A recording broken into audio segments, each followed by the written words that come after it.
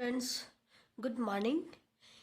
आज हम शुरू करेंगे कुछ इम्पॉर्टेंट चीज़ें किंगडम मोनेरा के बारे में, रेस्पिरेशन इन बैक्टीरिया, प्लाज्मिड और मेसोसोम के बारे में। ठीक है, तो सबसे पहले हम बात करते हैं कि बैक्टीरिया में रेस्पिरेशन कैसा होता है।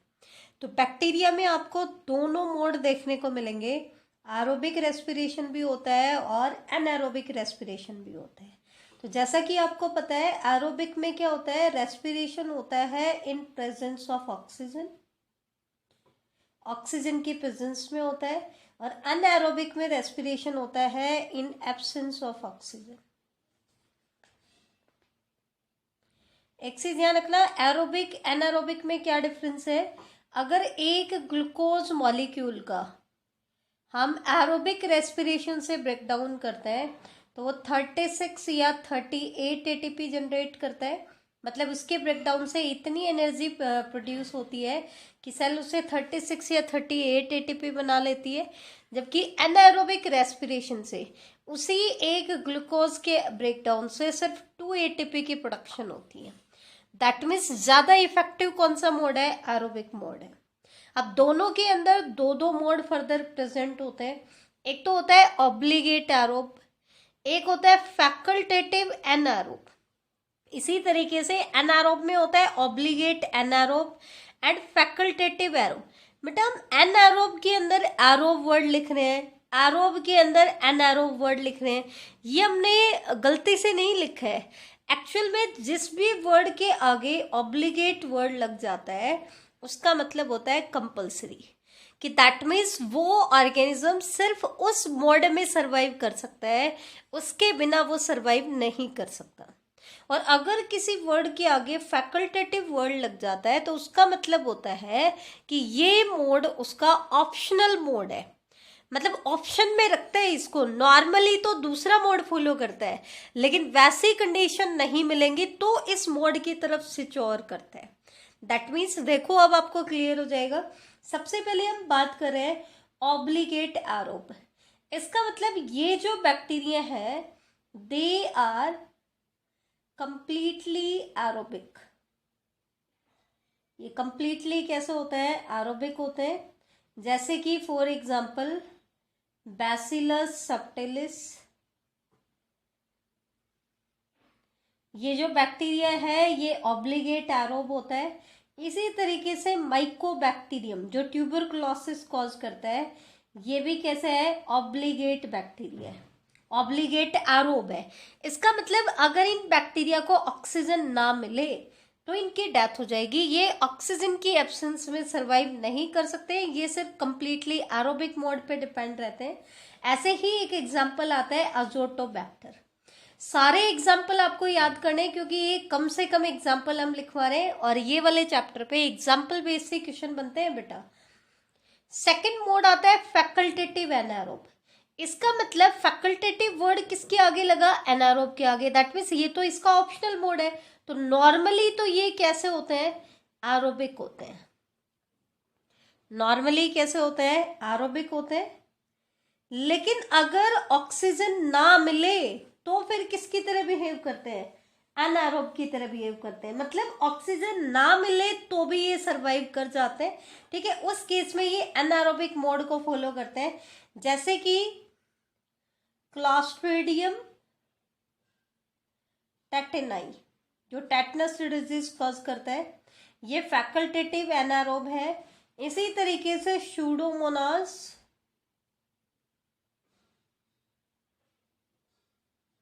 आगे हम इसको स्टडी करेंगे। एक इम्पॉर्टेंट एग्जाम्पल आता है हार्मफुल और बेनिफिशियल एक्टिविटीज में। बेनिफिशियल एक्टिविटीज में हम सूडोमोनास को पढ़ेंगे, बहुत इंपॉर्टेंट एग्जाम्पल है। तो ये कैसा होता है, फैकल्टेटिव एनारोब होता है। इसी तरीके से ऑब्लिगेट एनारोब का मतलब होता है ये कंप्लीटली कैसे होते हैं, एनारोबिक होते हैं। They are completely anaerobic. For example Clostridium acetobutylicum, Clostridium acetobutylicum. Clostridium tetani जो है वो तो फैकल्टेटिव एनारोब है, लेकिन क्लॉस्ट्रिडियम एसिटोब्यूटाइलिकम क्या है बेटा, ऑब्लिगेट एनारोब है। इसी तरीके से क्लॉस्ट्रिडियम बॉट्यूलिनम, जो बॉट्यूलिज्म कॉज करता है, क्लॉस्ट्रिडियम बॉट्यूलिनम, ये भी कैसे है, ऑब्लिगेट एनारोब है।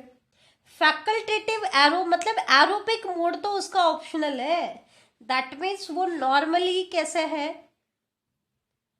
नॉर्मली तो एनारोबिक है, लेकिन ऑक्सीजन की प्रेजेंस में भी सरवाइव कर सकते हैं। दैट मीन्स ऑक्सीजन मिलेगी तो एरोबिक मोड करना शुरू कर देगा। तो इसके एग्जाम्पल आ जाता है आपके सारे के सारे ऑल फर्मेंटेशन बैक्टीरिया।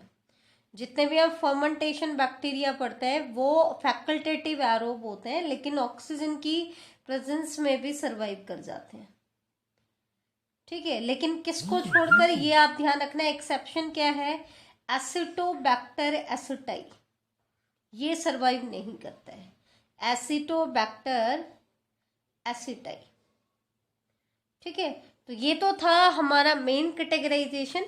अब कुछ एडिशनल टर्म्स की हम बात कर लेते हैं, जैसे कि एनएरो टॉलरेंट एरोब। एनएरो टॉलरेंट एरोब मतलब ऑक्सीजन की एब्सेंस को टॉलरेट नहीं करते, तो उसके केस में भी कैसा बिहेव करते हैं, aerobic. That means they continue to perform aerobic respiration, they continue to perform aerobic respiration even in presence of free oxygen। मतलब इनको फ्री ऑक्सीजन मिले, ठीक है, इवन इन प्रेजेंस नहीं बेटा, एब्सेंस ऑफ फ्री ऑक्सीजन। इनको अगर ऑक्सीजन ना भी मिले तो भी ये एरोबिक मोड फॉलो करते हैं। अब क्वेश्चन आता है कि जब ऑक्सीजन है ही नहीं, फ्री ऑक्सीजन इनको मिल ही नहीं रही, तो फिर ये एरोबिक रेस्पिरेशन के लिए ऑक्सीजन कहाँ से ला रहे हैं। तो एक चीज ध्यान रखना, ये because they use oxygen of oxidised salt, ये ऑक्सीडाइज्ड साल्ट की ऑक्सीजन को यूज करने लग जाते हैं, जैसे कि नाइट्रेट्स की, किसकी, नाइट्रेट्स की। तो ध्यान रखना, मैंने क्या बताया, एनएरो टॉलरेंट एरोब क्या होते हैं, जो ऑक्सीजन की एब्सेंस में भी एरोबिक मोड को ही फॉलो करेंगे। तो उस केस में ऑक्सीजन कहाँ से लेंगे, ऑक्सीडाइज्ड सॉल्ट से लेंगे। सेकंड आता है arrow tolerant anaerobe, that means arrow tolerant मतलब एयर को टॉलरेट कर जाएंगे, दैट मीन्स ऑक्सीजन मिल रही है तो भी कैसा मोड फॉलो करेंगे, एनारोबिक ही फॉलो करेंगे। In the presence of oxygen they continue to perform anaerobic respiration. जैसे कि हमारे लैक्टिक एसिड बैक्टीरिया है, कर्ड मेकिंग में भी हम यूज करते हैं, लैक्टिक एसिड बनाने में भी यूज करते हैं। तो ये कैसे होते हैं, एनारोबिक होते हैं, और एयर की प्रेजेंस में भी एनारोबिक मोड को ही फॉलो करते हैं। ठीक है, तो ये चीज आप ध्यान रखना। एक चीज और ध्यान रखना, एक पर्टिकुलर बैक्टीरिया आता है बेसोफिलिक बैक्टीरिया, या इनको हम बेसोफिलिक प्रोकैरियोट्स भी बोल देते हैं। बेसोफिलिक प्रोकैरियोट्स की खास बात क्या है कि they can grow and multiply in deep marine sediments. Deep marine sediments में क्या कर जाते हैं, सरवाइव कर जाते हैं।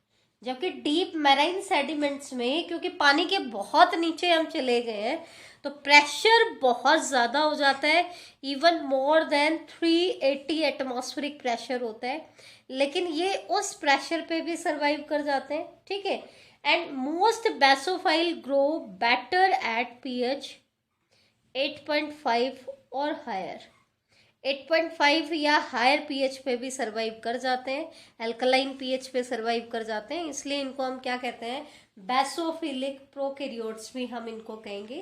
तो ये तो था हमारा किसके बारे में बेटा, आपका हमने डिस्कस किया रेस्पिरेशन इन बैक्टीरिया के बारे में। अब हम बात करेंगे another important topic of bacteria, that is plasmid.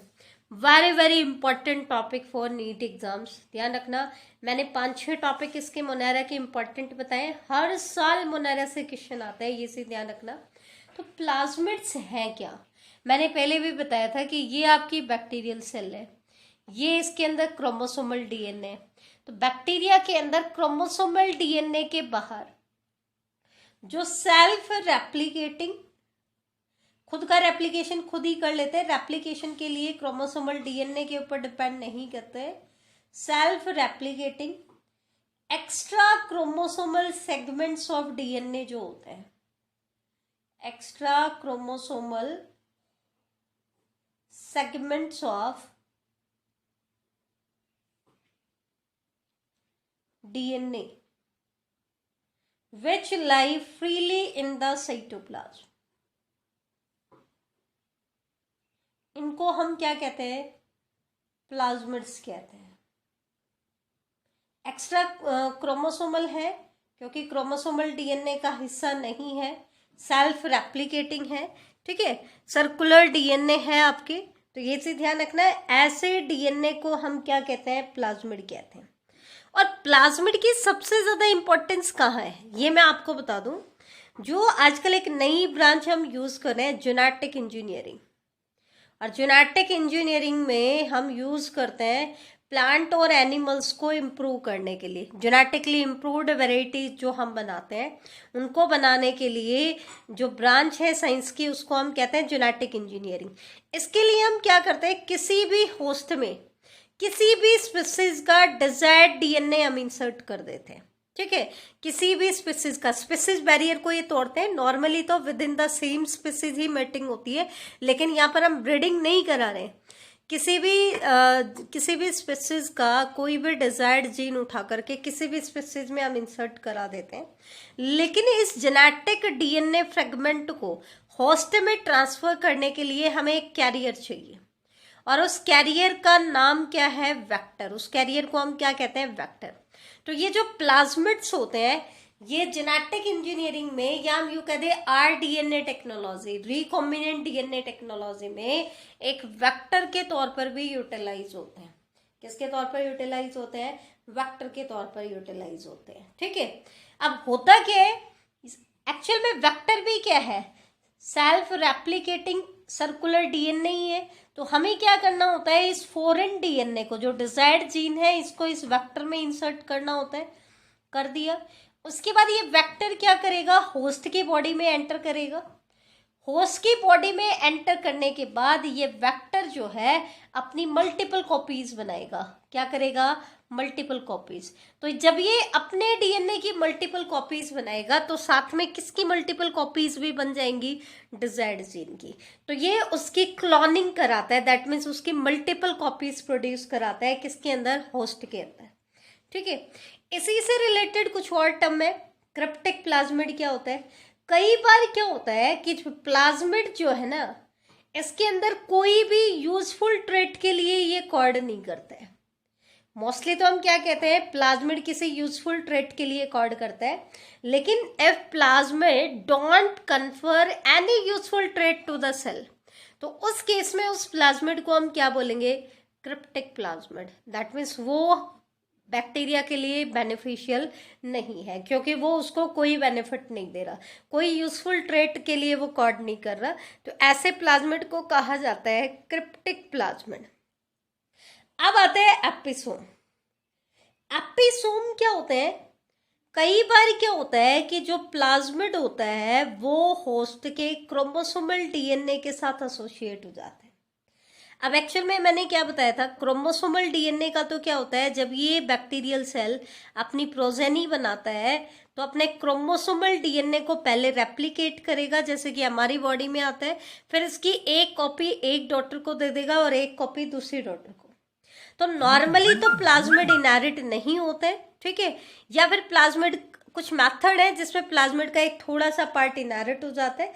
लेकिन अगर ये प्लाज्मिड इस क्रोमोसोमल डीएनए का हिस्सा बन जाए, इसके साथ अटैच हो जाए, it associate temporarily with the nuclear, तो उस केस में इस प्लाज्मिड को हम क्या बोलेंगे? एपिसोम बोलेंगे। क्या बोलेंगे? एपिसोम। और अगर ये एपिसोम बन गया तो it can pass from one bacterial cell to another. ठीक है, तो दैट मीन्स ये फिर हेरिडिटरी जैसे पेरेंट्स से प्रोजेनी में ट्रांसफर हो जाएगा। तो ये से ध्यान रखना, ऐसे प्लाज्मिड जो क्रोमोसोमल डीएनए के साथ एसोसिएट हो जाते हैं उनको हम क्या कहते हैं? एपिसोम। प्लाज्मिड जो टर्म है, ये टर्म दिया था लीडरबर्ग ने। ये चीज ध्यान रखना, प्लाज्मिड टर्म किसने दिया है? लीडरबर्ग ने। अब हम बात करते हैं प्लाज्मिड के कितने टाइप्स होती हैं, तो वो कौन सा यूजफुल ट्रेट कन्फर करते हैं उसके बेसिस पर बेसिकली हम प्लाज्मिड की 3 टाइप्स पढ़ते हैं, और एक प्लाज्मिड हम टाइप्स पढ़ेंगे सेपरेटली जो हम प्लांट में एज ए वेक्टर भी यूज करते हैं प्लांट की वैरायटीज को इम्प्रूव करने के लिए, जैसा कि हमने ऊपर डिस्कस किया था। तो सबसे पहले आता है एफ प्लाज्मिड। एफ प्लाज्मिड क्या होता है बेटा? एफ प्लाज्मिड के अंदर, क्योंकि प्लाज्मिड क्या है बेटा? सर्कुलर डीएनए, तो इसके ऊपर जीन्स होंगे और वो जीन किसी न किसी ट्रेट के लिए कोड करते होंगे। तो एफ प्लाज्मिड जो है ये किसके लिए जीन कैरी करता है?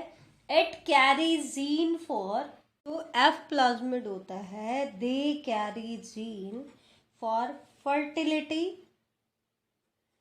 They carry gene for fertility और कॉन्जुगेशन।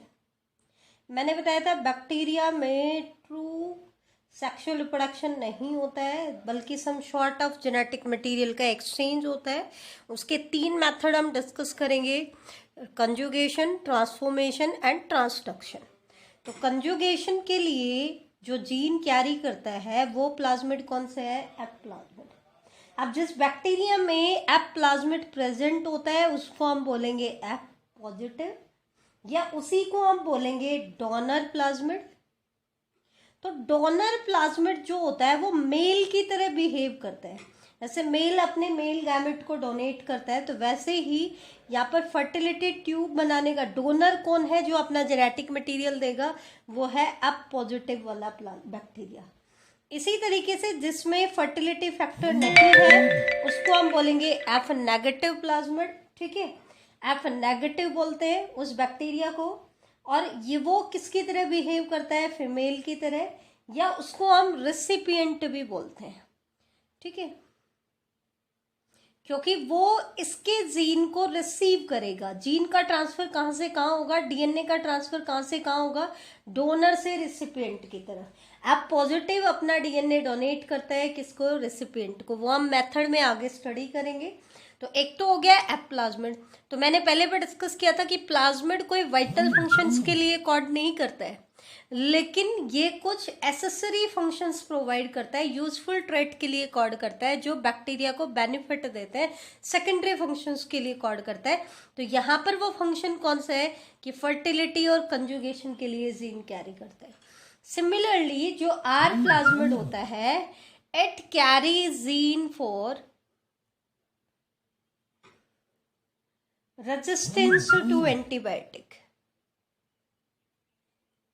एंटीबायोटिक के लिए, रेजिस्टेंस के लिए जीन कैरी करता है। दैट मीन्स जिसके अंदर आर प्लाज्मिड होता है जिस पर्टिकुलर एंटीबायोटिक के लिए, तो वो बैक्टीरिया उस एंटीबायोटिक के लिए रेजिस्टेंट होगा। दैट मीन्स वो एंटीबायोटिक उस बैक्टीरिया को किल नहीं करेगी। नेक्स्ट आता है कॉल प्लाज्मिड। तो it carry gene for, it carry gene for colicinogenic factor.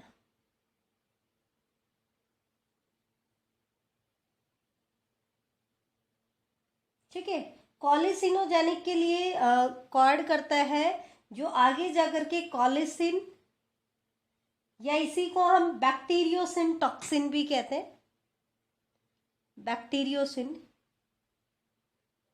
ये क्या होता है बेटा? कॉलिसिन या बैक्टीरियोसिन ये एक ऐसा टॉक्सिन होता है विच किल अदर एंटीरो बैक्टीरिया, जो दूसरे एंटीरो बैक्टीरिया को किल करता है। एक बैक्टीरिया ही इसको प्रोड्यूस करता है, लेकिन ये दूसरे बैक्टीरिया को क्या करेगा? किल करेगा। ठीक है, तो ये इसके लिए कॉड कौन करता है? कॉल प्लाज्मिड कॉड करता है। ठीक है, अब आता है most important plasmid, TI plasmid.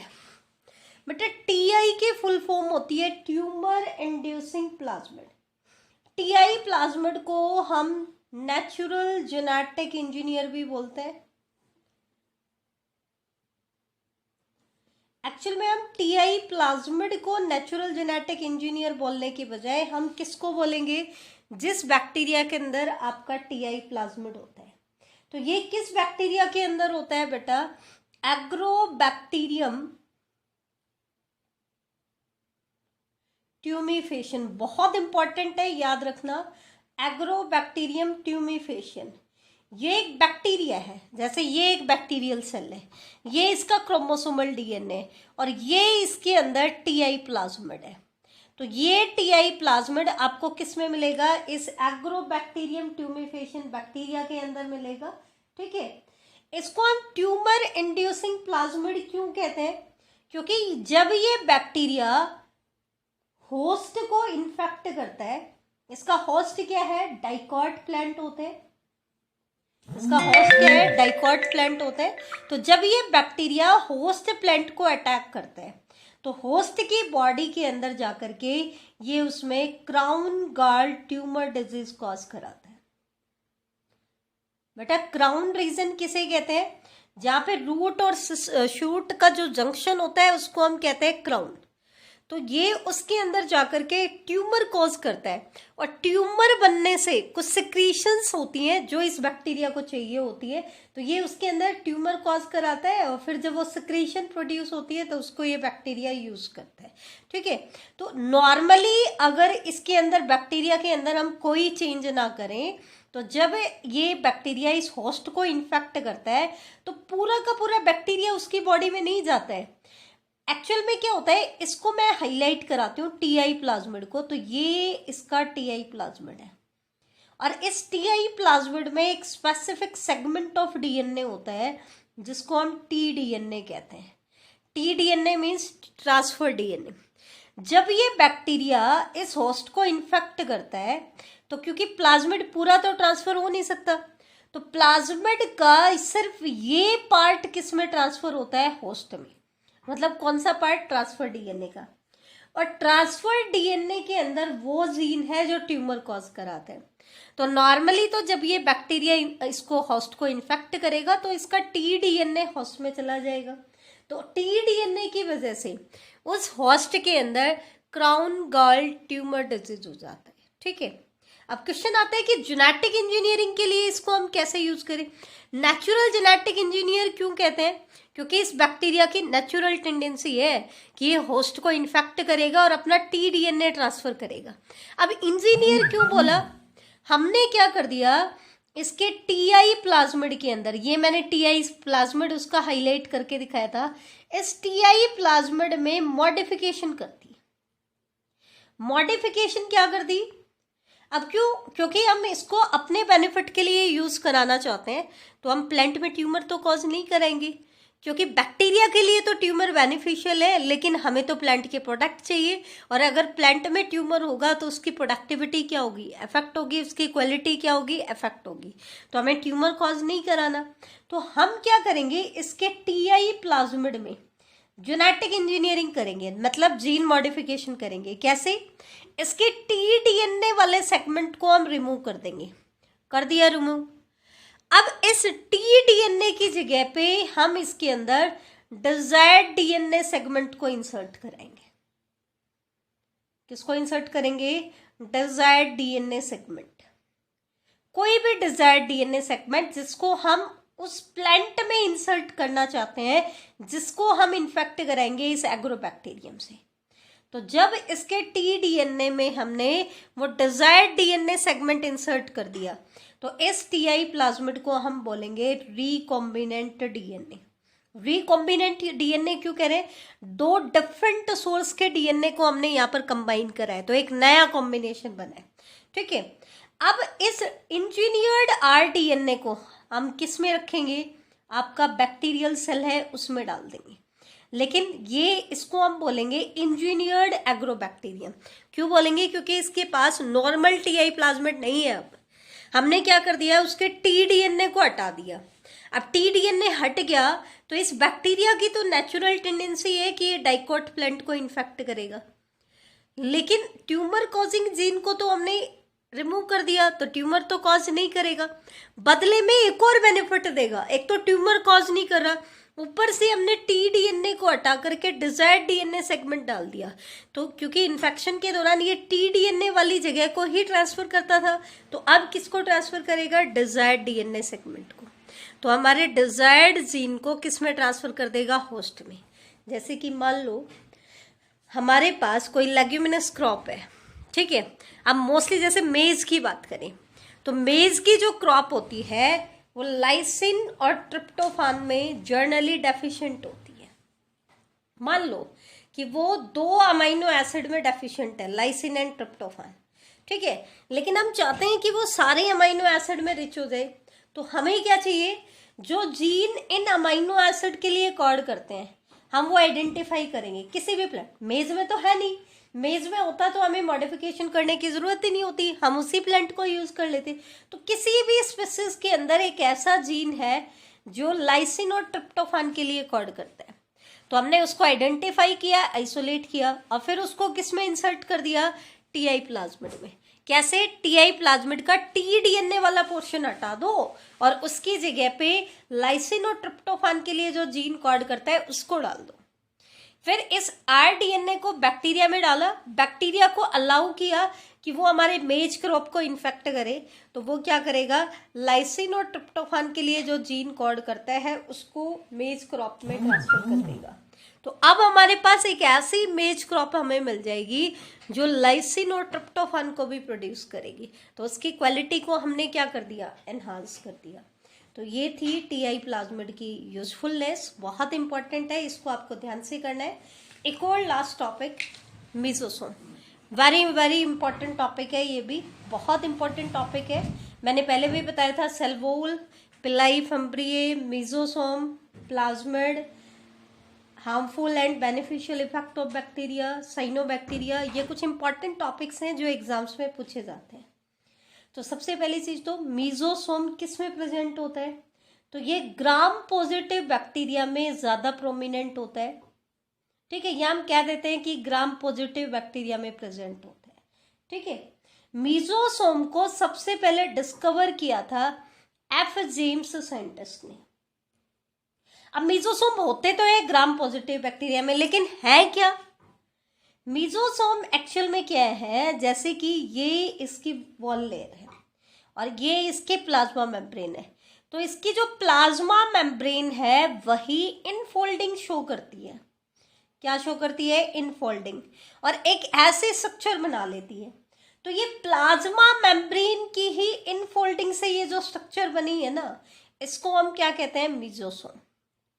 अब किसी भी प्लाज्मा मेम्ब्रेन की इनफोल्डिंग को हम मेसोसोम नहीं कहते हैं। इसकी खास बात क्या है कि इस मेम्ब्रेन में, क्योंकि प्लाज्मा मेम्ब्रेन ही है, इट कंटेन रेस्पिरेशन एंजाइम या रेस्पिरेटरी एंजाइम्स को कैरी करती है। रेस्पिरेटरी एंजाइम्स या हम बोल देते हैं ऑक्सीडेटिव एंजाइम्स, ऑक्सीडेटिव एंजाइम्स, क्योंकि रेस्पिरेशन में हम क्या करते हैं? फूड के अंदर ऑक्सीजन बाइंड करते हैं, that means oxidation of food कराते हैं। तो उसके लिए जो एंजाइम्स चाहिए होते हैं वो किसके अंदर प्रेजेंट होते हैं? प्लाज्मा मेम्ब्रेन की इस इनफोल्डिंग में। अब तुम कहोगे मैडम रेस्पिरेटरी एंजाइम्स तो किस में होते हैं? माइटोकॉन्ड्रिया में होते हैं। तो फिर यहाँ क्योंकि ये एक प्रोकैरियोटिक सेल है, तो प्रोकैरियोटिक सेल्स में मेम्ब्रेन बाउंडेड ऑर्गेनेलीज तो एब्सेंट होती हैं। अब मेम्ब्रेन बाउंडेड ऑर्गेनेलीज तो है नहीं, तो माइटोकॉन्ड्रिया तो नहीं है, तो इनके केस में माइटोकॉन्ड्रिया वाला काम कौन करेगा? मेसोसोम। इसका मतलब एग्जामिनर कई बार पूछ लेता है कि प्रोकैरियोट्स में ऐसी कौन सी ऑर्गेनेली है which is functionally mitochondria like, तो वो ऑर्गेनेली कौन सी है? मेसोसोम। बहुत इंपॉर्टेंट ऑर्गेनेली है, ध्यान रखना है। इसके पास रेस्पिरेटरी एंजाइम्स होते हैं, प्लाज्मा मेम्ब्रेन की इनफोल्डिंग होती है, ऑक्सीडेटिव एंजाइम्स होते हैं इसके अंदर। टाइप्स की अगर हम बात करें तो इसको हम 2 तरीके से कैटेगराइज करते हैं।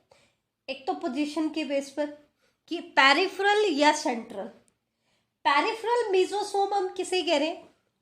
अगर आपकी प्लाज्मा मेम्ब्रेन की इनफोल्डिंग साइटोप्लाज्म के पेरिफेरल पार्ट में ही रहती है। किसमें रहती है? पेरिफेरल।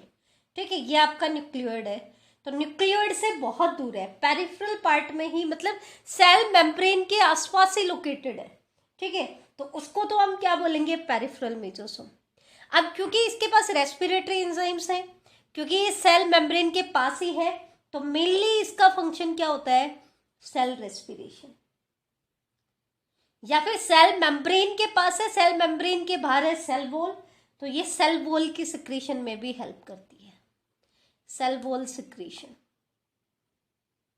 ठीक है, दूसरा आता है सेंट्रल मेसोसोम।